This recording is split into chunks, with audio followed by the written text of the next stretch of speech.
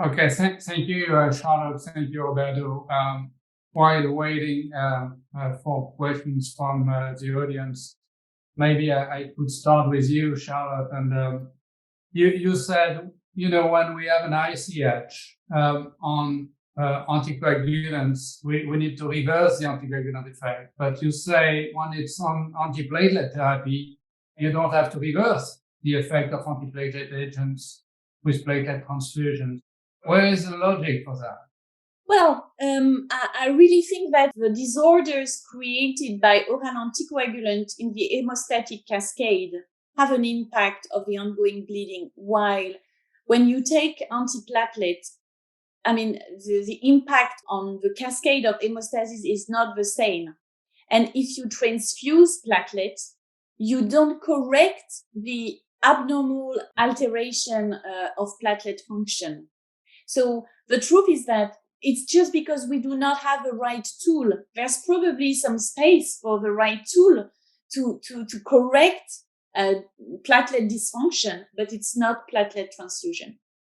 Roberto, we have a question here. What is the role of high sensitivity CRP as compared to LDL? Is it something we should look at? Does it come in addition to LDL? Do you consider CRP to take your decisions? Well, this is an extremely good question, Gilles.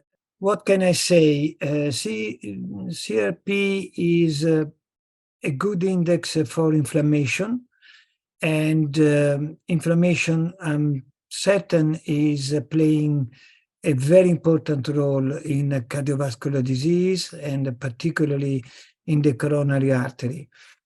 And the fact, however, is that we have much more data on LDL, and LDL cholesterol is the classical marker which is followed.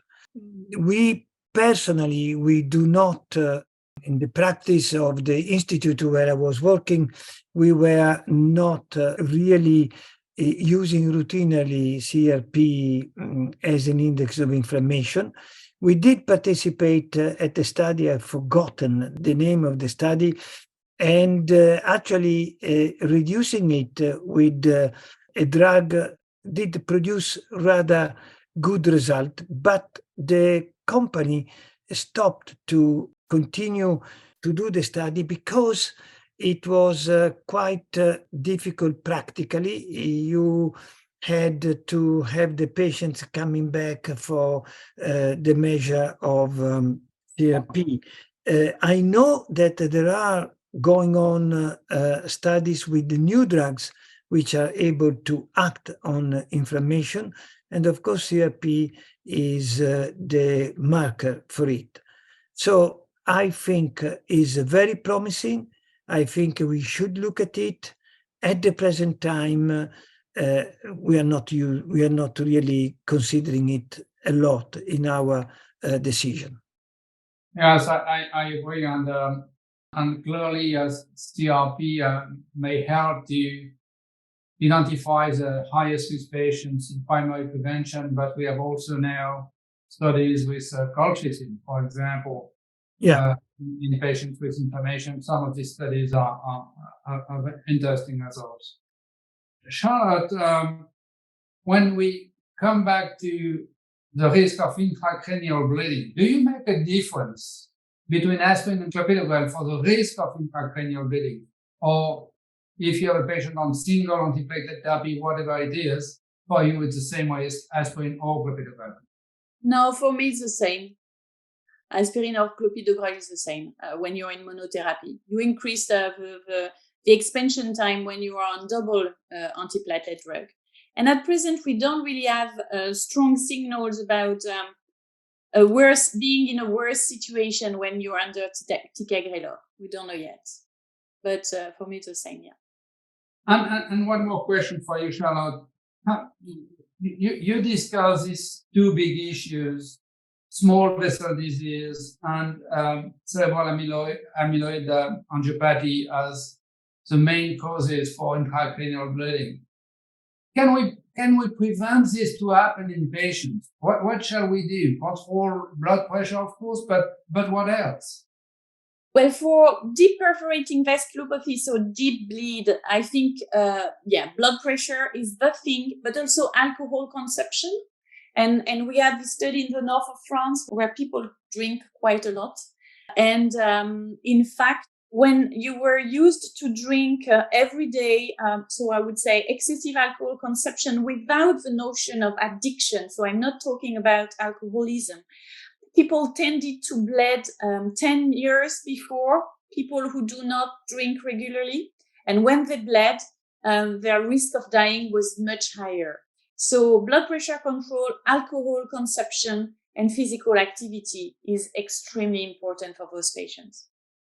We have another question here for you.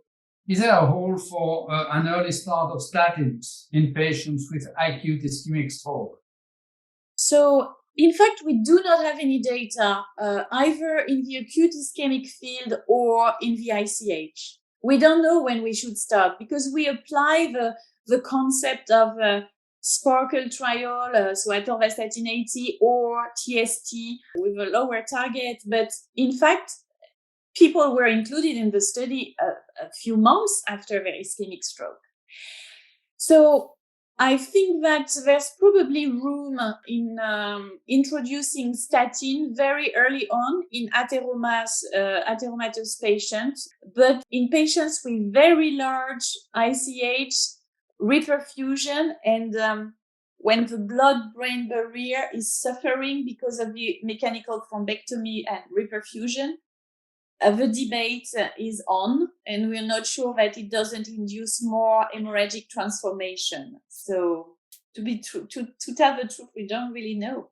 In cardiology, we have the evidence that starting very, very early during the acute myocardial infarction, statins at a very high level is beneficial.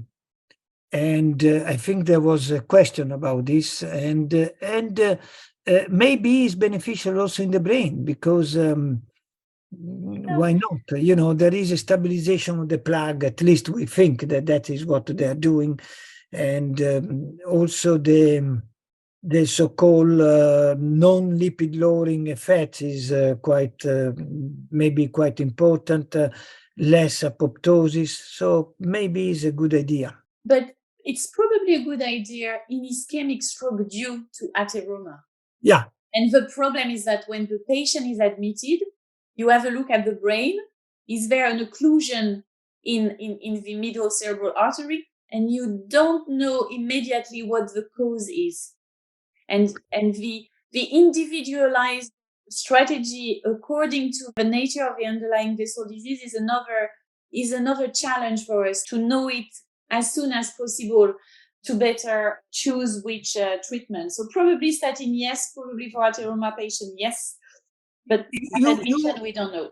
You are absolutely right, because we tend to underestimate, at least I did underestimate, the difference between an acute stroke and myocardial infarction. When I was talking with the neurologist in Ferrara, I always thought that it was more or less the same mechanism, but it is not, because very often you don't have an atheroma. And as we were discussing, as soon as you liberate the thrombus, the patient is absolutely normal. In our case, there is almost always an atheroma, and we have to use the stent and so on.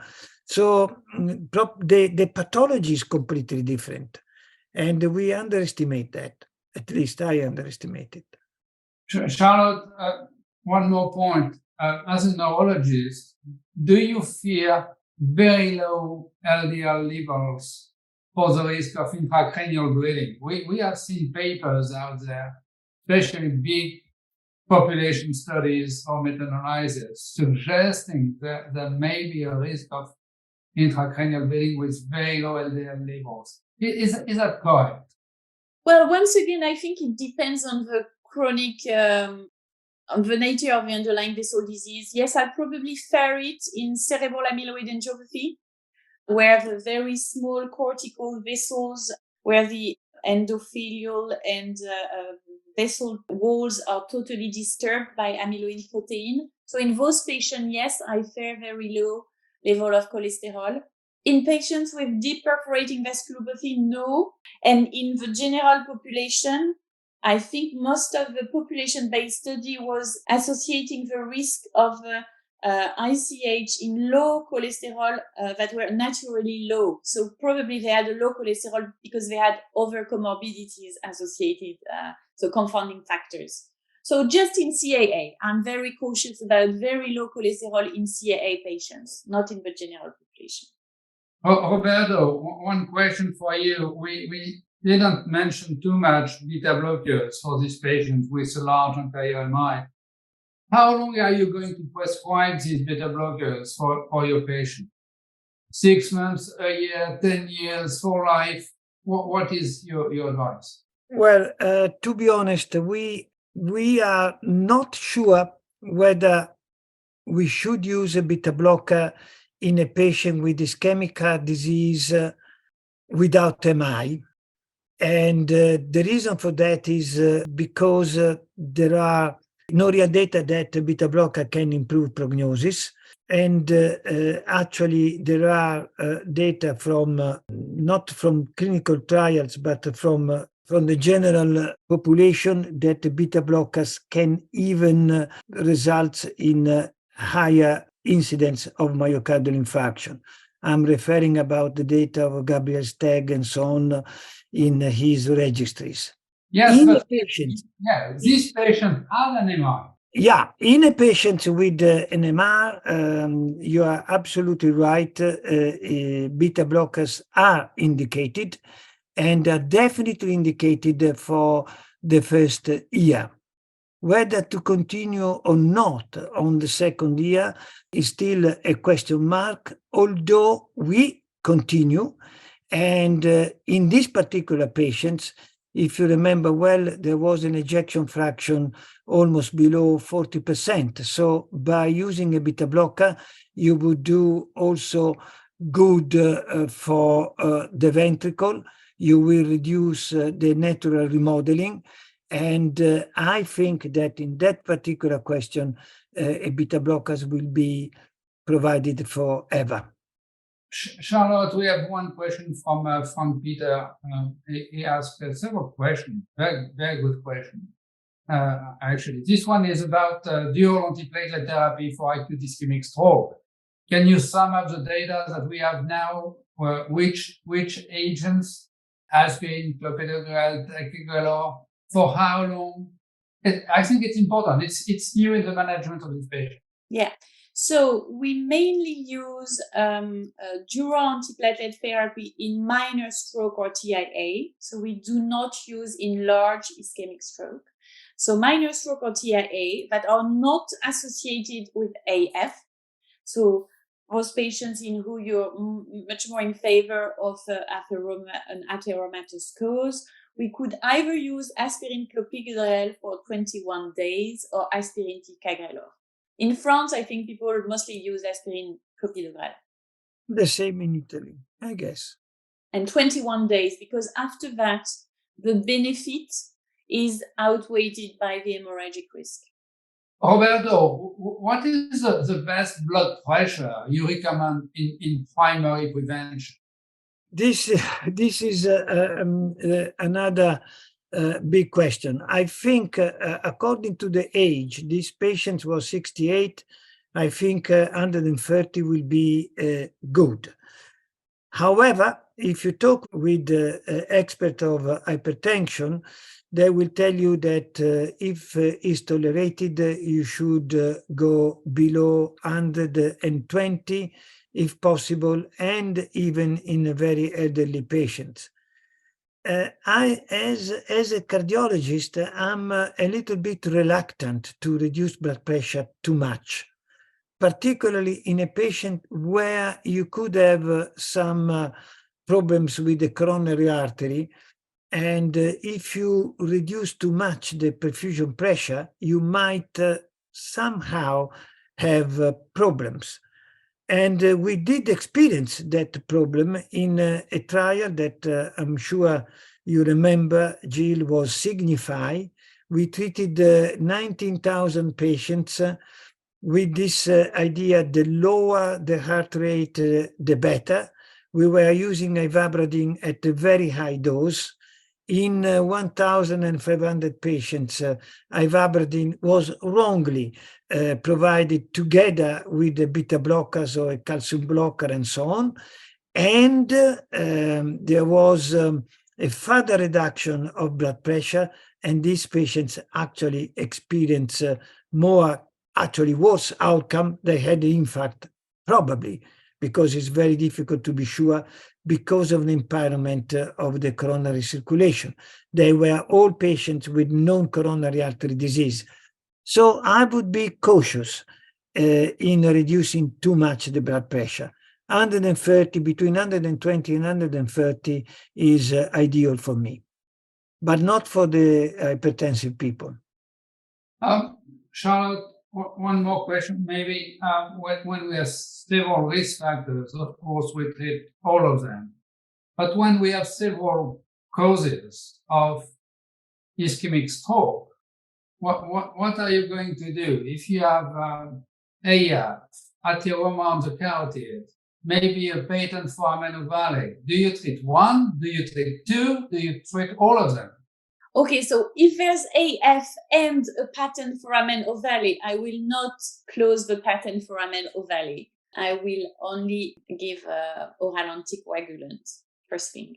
If you have AF and atheroma, I think the first strategy is to go for a single oral anticoagulant, and I do not add aspirin right away unless there was a stenting, a coronary stenting that was done early on. I still think that oral anticoagulant is good for atheroma, wasn't it? I think the oldest study on oral anticoagulant, it's just that it was inducing too much bleed, but I think it was quite good. I mean, it has a potential to reduce the ischemic event. So oral anticoagulant alone, but a strict action on the LDL cholesterol to avoid to have aspirin on top of oral anticoagulant, because then I'm a neurologist, so I would be a bit anxious. I understand that you select the most likely cause to treat that one, but sometimes it's difficult to know which one is the most likely. And Gilles, if I can add something for the audience, which I think is very important. Very often we worried how much we should reduce blood pressure. But the real problem is not how much we should reduce blood pressure, is to reduce it. Because I'm always surprised that all the registries that we did with the ESC, patients who know that they have cardiovascular disease and high blood pressure, after 1 year, they remain with high blood pressure. And this is a total insufficient from us clinicians to convince them that they have to reduce their blood pressure, like in this case that I showed to you. This is the real problem. And it's a pity, because the drugs are available, they are quite cheap, and I don't understand why the medical community is not able to properly treat blood pressure. You're correct, Roberto. Sometimes I think the patients are just not ready to take pills for their blood pressure. That's also a big issue. Compliance to treatment, and I should say for a lifelong treatment. Absolutely. It's 9 o'clock. I think this session comes to an end. I would like to thank very much Charlotte and Roberto for the terrific presentations that we had.